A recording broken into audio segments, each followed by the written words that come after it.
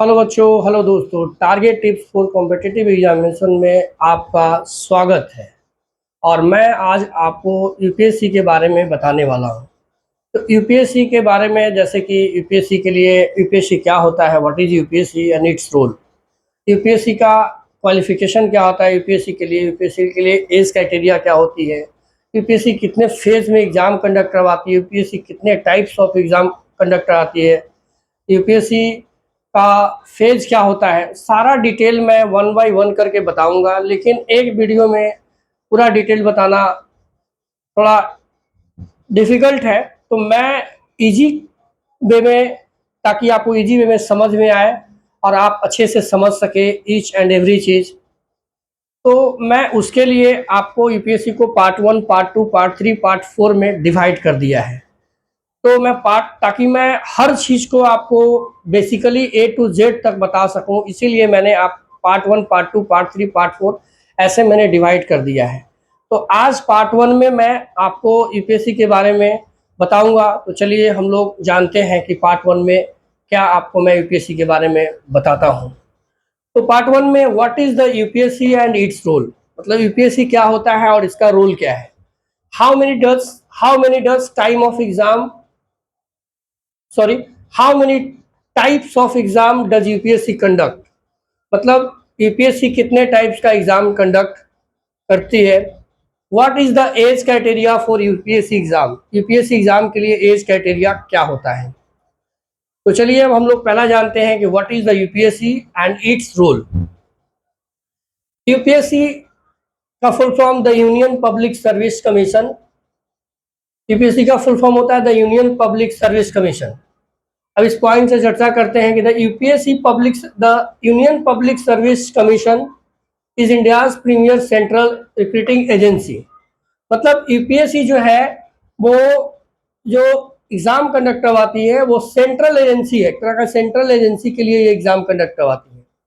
It is a constitutional body established under article 1315 to 323, 315 से 323 articles में Indian constitution में ये यूपीएससी है। यूपीएससी को यानी 315 से लेकर के 323 के आर्टिकल्स में इंडियन कॉन्स्टिट्यूशन में यूपीएससी के बारे में वर्णन किया गया, उसके तहत यूपीएससी एस्टेब्लिश्ड है। Its primary role is to conduct examination for appointments to all Indian service and various central civil services. मतलब इसका जो प्राइमरी रोल है वो जितने भी यूपीएससी के जो ऑल इंडिया सर्विसेज और जो सेंट्रल सिविल सर्विसेज जो है, central civil services group A और ग्रुप बी के लिए ये एग्ज़ाम कंडक्ट करवाती है, उसको यूनियन गवर्नमेंट में पोजीशन देती है। तो मैंने चर्चा किया कि यूपीएससी का फुल फॉर्म क्या होता है। तो यूपीएससी का full form union Public Service commission होता है और ये सेंट्रल रिक्रूटमेंट एजेंसी के लिए एग्जाम कंडक्ट करवाती है। और ये हमारे कॉन्स्टिट्यूशन में यानी इंडिया के कॉन्स्टिट्यूशन में आर्टिकल 315 से 323 में इसका वर्णन किया गया है, इसके बारे में चर्चा है। और ये इंडियन कॉन्स्टिट्यूशन के पार्ट्स 14 में इसके बारे में वर्णन किया गया है। तो इसका जो प्राइमरी रोल है वो एग्जाम कंडक्ट करवाती है अपॉइंटमेंट्स यानी all India service and various central civil service के लिए, यानी ऑल इंडिया सर्विसेज के लिए और central civil services group A और ग्रुप बी के लिए। फंक्शंस ऑफ यूपीएससी, यूपीएससी का फंक्शंस क्या है। यूपीएससी का फंक्शन कंडक्टिंग एग्जामिनेशन, ये एग्जाम कंडक्ट करवाती है। डायरेक्ट रिक्रूटमेंट, ये डायरेक्ट रिक्रूटमेंट भी यानी किसी केस में डायरेक्ट भी रिक्रूटमेंट करती है। एडवाइजरी रोल, ये एडवाइस भी देती है गवर्नमेंट को रिक्रूटमेंट एंड रूल्स अपॉइंटमेंट्स के लिए, प्रमोशन के लिए और ट्रांसफर के लिए, यानी कभी कभी ये गवर्नमेंट को भी एडवाइस देती है। The UPSC conduct approximately 15 different types of examination. Question number 2, UPSC मतलब 15 टाइप्स के एग्जाम कंडक्ट करती है एनुअली और बाई एनुअली। एनुअली मतलब हुआ कि वार्षिक और बाई एनुअली मतलब साल में 2 बार। For various government service such as IAS, Indian Administrative Service, IFS, Indian Foreign Service और Indian Police Service. Group A and group B, central में जो ग्रुप ए और ग्रुप बी के लिए, उसके लिए भी ये एग्जाम कंडक्ट करवाती है, ऊपर में हम लोग चर्चा कर चुके हैं। अब हम लोग जानते हैं what is the age criteria for UPSC exam. UPSC exam के लिए एज क्राइटेरिया क्या होता है? तो एज क्राइटेरिया में नेशनलिटी होना मस्ट भी जरूरी है, यानी for the Indian Administrative service IAS, Indian Police service IPS and Indian Foreign service IPS, the candidate must be citizens of India. मतलब आईएएस, आईपीएस और आईएफएस के लिए आप सिटीजन्स ऑफ इंडिया होना जरूरी है। अगर आप सिटीजन्स ऑफ इंडिया नहीं है तो इस फॉर्म को फिलअप नहीं करेंगे आईएएस, आईपीएस और आईएफएस के लिए। For other services candidate can also be a subject of Nepal और Bhutan, a Tibet refugee, or person of Indian origin who has migrated from certain specified countries with the intention of permanently settling in India। अगर कोई दूसरे country के लोग permanent अगर settle कर गए यहाँ पे, तो जो ग्रुप ए और ग्रुप बी का जो एग्जाम होता है उसको आप दे सकते हैं।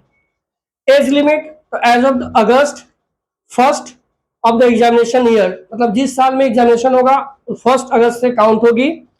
Minimum age 21 years for all categories, मतलब जितने भी कैटेगरी हैं, वो एसटी कैटेगरी हो या जनरल कैटेगरी हो या ईडब्ल्यूएस हो या एससी हो या ओबीसी हो, व्हाटएवर, जितने भी कैटेगरी हैं सारे कैटेगरी के लिए जो मिनिमम एज है वो 21 ईयर्स होना चाहिए। मैक्सिमम एज जनरल ईडब्ल्यूएस के लिए 32 ईयर्स है, ओबीसी के लिए 35 ईयर्स और 3 ईयर्स रिलैक्सेशन। यानी ओबीसी के, अगर आप ओबीसी कैटेगरी में आते हैं तो जो मैक्सिमम है वो 35 ईयर्स है, बट आपको 3 ईयर्स एज रिलैक्सेशन मिलेगा। अब चलते हैं, बात करते हैं एससी एसटी, शेड्यूल कास्ट और शेड्यूल ट्राइब। इसके लिए जो मैक्सिमम एज है वो 37 ईयर्स है सॉरी, एंड 5 ईयर रिलैक्सेशन है, एज रिलैक्सेशन है। पर्सन्स विथ बेंचमार्क डिसेबिलिटी है, पीडब्ल्यूबीडी में है, जनरली 42 ईयर्स और 10 ईयर्स रिलैक्सेशन है। डिसेबल्ड डिफेंस सर्विस पर्सनल है, पर्सन तो अप टू 35 ईयर्स और 3 ईयर्स रिलैक्सेशन है। अगर एक सर्विसमैन में है अप टू 37 ईयर्स और 5 ईयर्स रिलैक्सेशन। तो मैं आपको बता दिया कि what is the UPSC and it's role, UPSC क्या होता है और इसका रोल क्या है। फिर मैंने आपको बताया कि how many types of exam that UPSC conduct, UPSC कितने टाइप्स का एग्जाम कंडक्ट करवाती है। फिर what is the age criteria for UPSC exam, UPSC exam के लिए एज क्राइटेरिया क्या होता है। तो मैंने आपको एकदम डेप्थ में आपको हर चीजों को बताया है, और इसी तरीके से मैं अगले वीडियो में आपको डेप्थ में बताऊंगा कि यूपीएससी के लिए क्या क्वालिफिकेशन होता है, किस किस कैटेगरी के लिए क्या क्या सीट रिजर्वेशन। फिर मैं आपको सेकेंड वीडियो में कितने फेज में यूपीएससी एग्जाम कंडक्ट करवाती है, और इस तरीके से नेक्स्ट वीडियो में मैं जितने भी चीज यूपीएससी के बारे में बताऊंगा, सारे चीजों को मैं डिटेल बाय डिटेल करके बताऊंगा। तो आज के लिए धन्यवाद। लेकिन मैं आपको हर दिन एक कोट सुनाता हूं, तो आज फिर मैं आपको एक कोट सुनाऊंगा। तो चलिए मैं कोट बताता हूं। मुझसे ये दुनिया 1000 बार कहेगी, मुझसे ये दुनिया 1000 बार कहेगी कि अब हार मान जा। मुझसे ये दुनिया 1000 बार कहेगी कि अब हार मान जा, लेकिन मेरे सपने कहते हैं कि एक बार और कोशिश कर। फिर मैं रिपीट कर देता हूं कि मुझसे ये दुनिया 1000 बार कहेगी कि आप हार मान जा, लेकिन मेरे सपने कहते हैं कि एक बार और कोशिश कर। तो चलिए मैंने कोट सुना दिया, और अभी तक आप मेरे वीडियो को लाइक, सब्सक्राइब और बेल बटन को प्रेस नहीं किए हैं तो प्रेस कर ले, ताकि सबसे पहले नोटिफिकेशन आपके पास जाए। और मैं हर दिन इसी तरीके से नया नया चीज़ आपको इस चैनल पे सिखाता रहूँगा। आज के लिए धन्यवाद।